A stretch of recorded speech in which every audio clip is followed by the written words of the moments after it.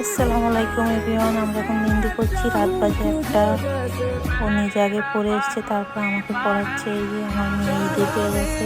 আমার হাবিবি চলে গেল নামাজ পড়তে।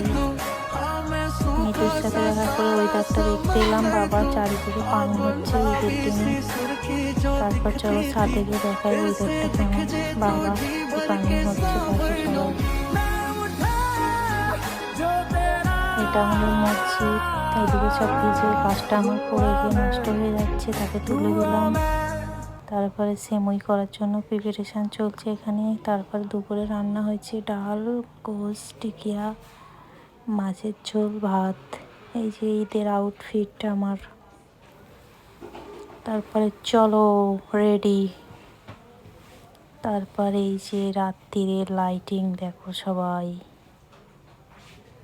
বৃষ্টির জন্য ঈদটা পুরো খারাপ হয়ে গেল। Tata bye bye.